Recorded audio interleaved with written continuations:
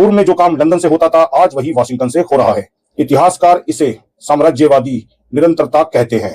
दादा जॉर्ज के मालिकों ने जाते जाते दुनिया के सीने पर ऐसी आरी चलाई कि आज भी खून बह रहा है। भारत पाकिस्तान के बीच कश्मीर का नासूर हो या इजराइल फिलिस्तीन के बीच वो आग जिसे ब्रिटेन ने 1917 में बालफोर घोषणा से सुलगाया था। सिरिल रैडक्लिफ एक ऐसा आदमी जो कभी भारत नहीं आया था, उसने एक मेज पर बैठकर भारत के नक्शे पर ऐसी लकीर खींची कि लाखों लोग कट मरे ताकि अमेरिका दोनों तरफ हथियार बेच सके। उधर 1917 में ब्रिटेन ने एक चिट्ठी लिखी और फिलिस्तीन की जमीन पर इजराइल का बीज बो दिया गया। आज अमेरिका उसी आग में घी डालता है ताकि मिडिल ईस्ट कभी शांत ना हो। जब जब पड़ोसी लड़ेंगे तब तब डोनाल्ड जेम्स का अकाउंट क्रेडिट होता रहेगा।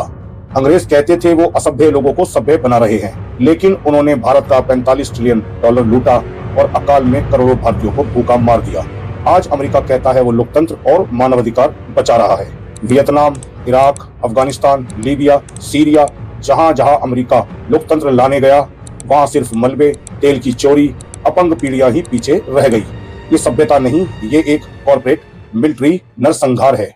डोनाल्ड जेम्स को लगता है वो आतंकवाद से लड़ रहा है, पर क्या उसे पता है कि उसका देश ही आतंकवाद का जनक है।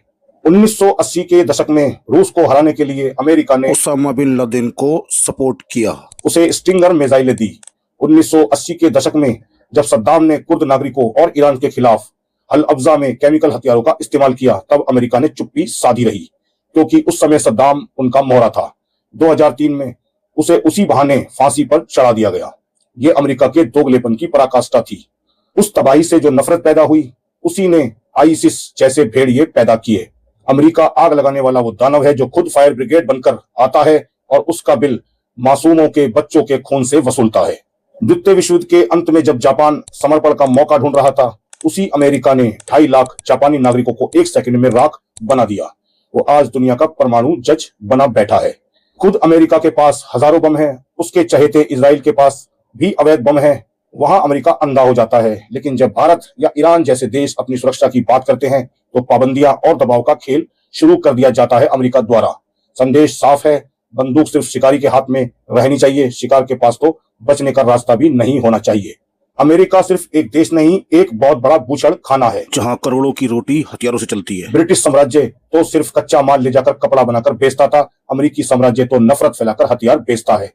डोनाल्ड जेम्स, तुम मासूम नहीं हो, तुम उसी खूनी चेन की एक कड़ी हो। तुम्हारी चुप्पी, तुम्हारा टैक्स और तुम्हारा ये सुकून का डिनर वो दुनिया की ज्यादातर मासूमों की हत्याओं का हिस्सा है। इतिहास गवाह है, सबका सूरज एक दिन डूबता है। यहाँ कोई सदा राजा नहीं रहेगा। नमस्कार।